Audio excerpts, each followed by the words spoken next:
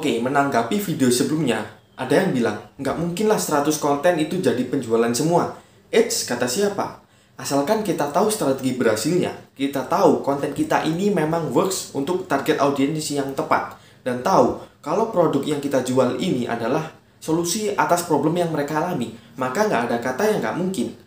Maka konten yang kita buat itu bisa menghasilkan penjualan semua, asalkan dilakukan dengan cara yang tepat, waktu yang tepat, ke orang yang tepat, dengan cara mendeliverkan yang tepat, maka bisa menghasilkan penjualan semua.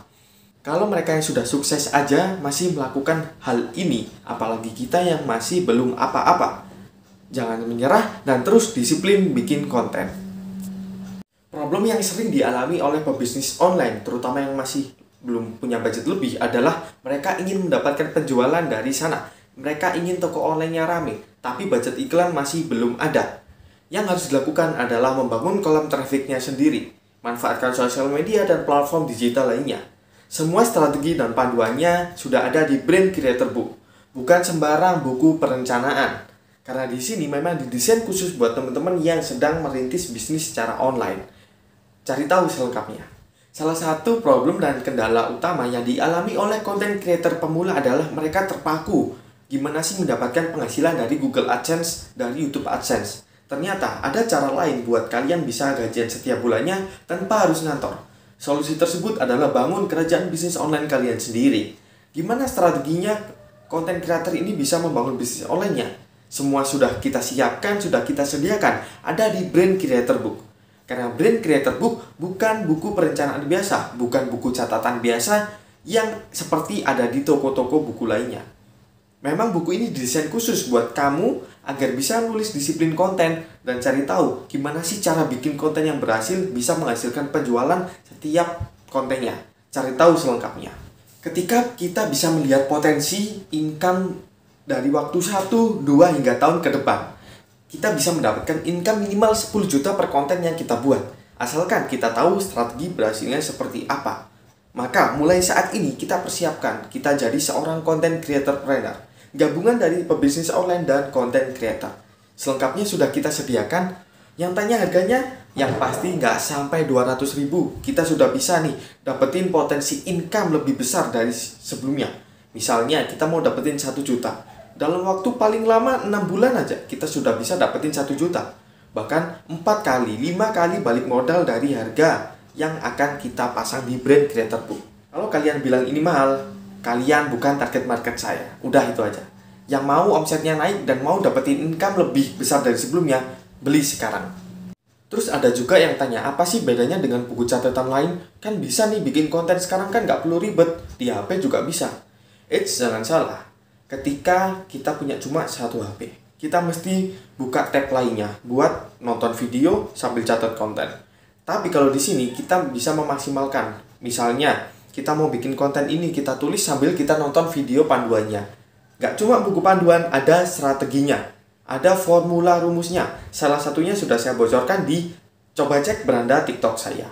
Ada 3 strategi yang mesti kamu ketahui, supaya kamu semakin lancar membuat konten video kayak gini. Tips yang pertama yaitu preparation is everything. Seperti yang dikatakan oleh Pak Wisnu Tama. Beliau sudah membuktikan sendiri bahwa yang namanya persiapan itu sangat penting.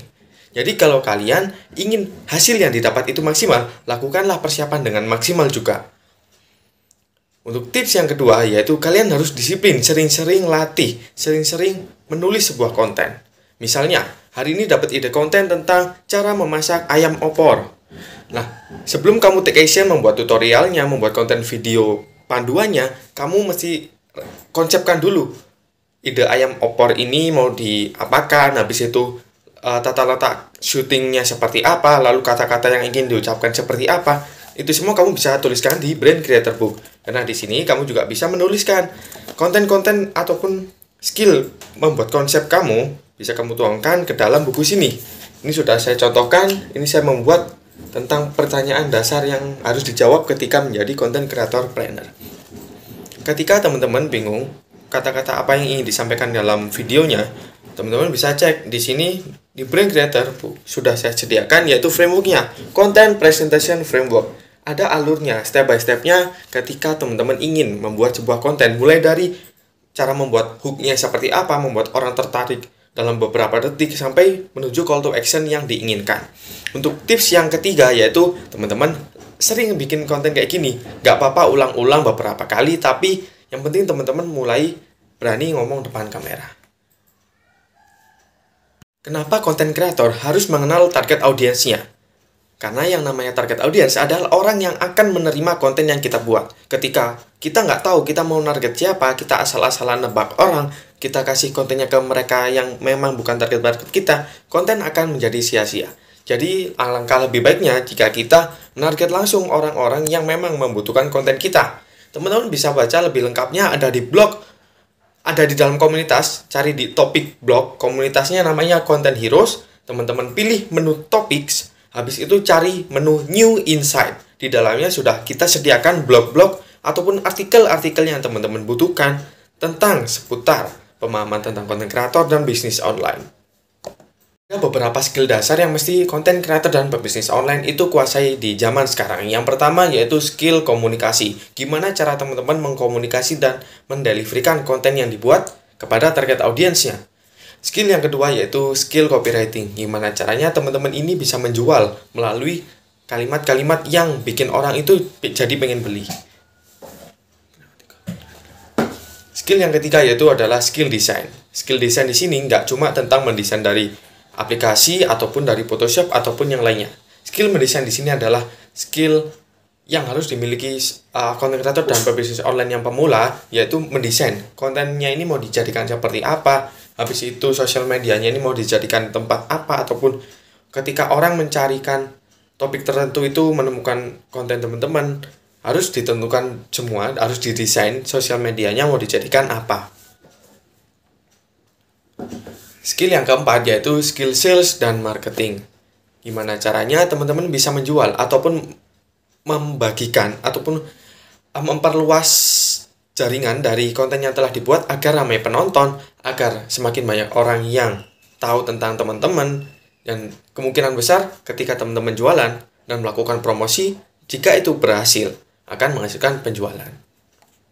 Nah, di masa PPKM darurat ini, teman-teman bisa melakukan investasi untuk jangka panjang tanpa menggunakan modal sama sekali, yaitu dengan investasi sebuah bisnis. Jadi, ketika PPKM darurat ini adalah kesempatan besar untuk kita.